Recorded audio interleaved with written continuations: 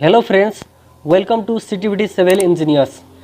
आज हामी doubly reinforcement beam section को टाइप 1 न्यूमेरिकल को चाहिँ प्रोसिजर डिजाइन स्टेप चाहिँ हामी डिस्कस गर्छौं। यसमा चाहिँ हामीसँग दिएको हुन सक्छ गिवन डाटा मा permissible stresses in concrete, tensile and compressive steel, अनि डी भनेको ओभरऑल डेप्थ अथवा effective depth, width of beam र क्लियर कभर अथवा इफेक्टिव कभर। त्यसपछि हामीसँग दिए हुन्छ मोडुलर रेशियो AST र ASC। र डिजाइन स्टेपमा फर्स्टमा हामी चाहिँ सिंगली रेन्फोर्समेन्ट मा गरे जस्तै हामीले के गर्छौं भन्दाखेरि पहिला न्यूट्रल एक्सिस हामी निकाल्छौं। त्यसको लागि हामीलाई bx²/2 + 1.5 m-1 into ASC into x minus d dash is equals to m into AST into d minus x गर्छौं। र सेकेन्ड स्टेपमा हामी के गर्छौं position of critical neutral axis xc निकाल्छौं, जसको लागि हामीसँग रिलेसन छ sigma CBC by sigma ST by m is equals to xc by d minus xc। यदि मोडुलर रेशियो दिएको हुँदैन भने हामीले यो फर्मुला युज गर्न सक्छौं m equals to 280 by 3 into sigma CBC। त्यसपछि हामीले के गर्छौं भन्दाखेरि कम्पेयर गर्छौं x with xc र जसबाट हामी के गर्छौं मोमेन्ट अफ रेजिस्टेन्स mr हामी फाइन्ड गर्छौं। सबसे पहिला कम्पेयर गर्दाखेरि x is less than xc हुन सक्छ, ग्रेटर देन xc हुन सक्छ र इक्वल टु xc हुन सक्छ। र तीनटा कन्डिसन भनेको x is less than xc भनेको अन्डर रेन्फोर्समेन्ट कन्डिसन हो र यसमा चाहिँ हामीले के गर्छौं भन्दाखेरि सिग्मा ST हाम्रो लिमिट भ्यालु हुन्छ र हामीले यसबाट सिग्मा CBC निकाल्नु पर्ने हुन्छ। हामीले सिग्मा CBC निकाल्नको लागि हामीले रिलेसन युज गर्छौं के भन्दाखेरि sigma CBC by sigma ST by m is equals to x by d minus x। साथीहरु, हामी सिग्मा CBC जुन निकालेको हुन्छौं त्यसबाट चाहिँ हामीले सिग्मा डैश CBC निकाल्नु पर्ने हुन्छ, जसको लागि रिलेसन छ x minus d dash by x into sigma CBC।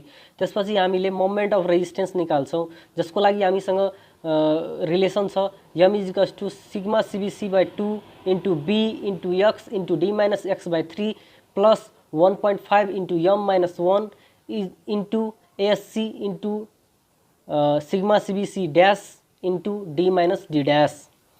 त्यसपछि हामीले के गर्छौं भन्दाखेरि यदि x is greater than xc हुन्छ भने त्यो कन्डिसन के हुन जान्छ ओभर रेन्फोर्स सेक्सन हुन जान्छ र जसको लागि हामीले के गर्नुपर्छ भन्दाखेरि limit value of sigma CBC हुन्छ, जसकारणले हामीले चाहिँ सिग्मा CBC फेरि निकाल्नु पर्ने हुँदैन र सिग्मा ST निकाल्नु पर्छ यदि रिक्वायर्ड हुन्छ भने। तर हामीलाई मोमेन्ट अफ रेजिस्टेन्स निकाल्दाखेरि सिग्मा ST को हामी कतै युजै गर्दैनौं। यदि हामीले चाहिँ मोमेन्ट अफ रेजिस्टेन्स यदि टेन्सन के छ भन्दाखेरि हामी युज गरेपछि टेन्साइल फोर्सलाई हामी युज गरेर यदि हामी निकाल्छौं मोमेन्ट अफ रेजिस्टेन्स भने त्यतिबेला चाहिँ हामीलाई सिग्मा ST को चाहिँ आवश्यकता पर्छ।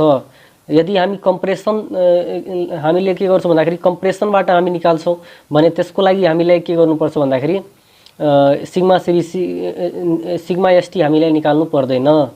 र त्यसपछि हामी के गर्छौं भन्दाखेरि find sigma dash CBC। Sigma dash CBC को लागि हामीसँग रिलेसन छ x minus d dash by x into sigma CBC र त्यसपछि हामी के गर्छौं find moment of resistance mr हामी फाइन्ड आउट गर्छौं, जसको लागि हामीसँग रिलेसन के छ भन्दाखेरि mr is equals to sigma CBC by 2 into b into x into d minus x by 3 plus 1.5 into m minus 1 into ASC into sigma dash CBC by d minus d dash।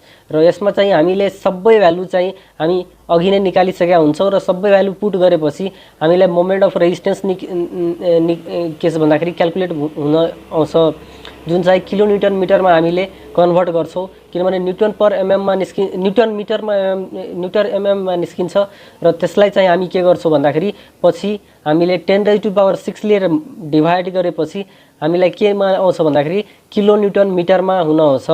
र साथीहरु, त्यसपछि हामीले के गर्छौं भन्दाखेरि यदि हामीलाई safe load हामीलाई निकाल्न भन्छ भने त्यतिबेला चाहिँ हामी के गर्छौं भन्दाखेरि इक्वेट गर्छौं मोमेन्ट अफ रेजिस्टेन्सलाई with moment of external bending moment जुन हामीलाई दिएको हुन्छ लोड क्यारी गर्नको लागि त्यससँग हामी के गर्छौँ इक्वेट गर्छौँ र इक्वेट गरेपछि हामीलाई रिजल्ट जुन आउँछ त्यो चाहिँ किलोन्युटन पर मिटरमा युडिएल को फर्ममा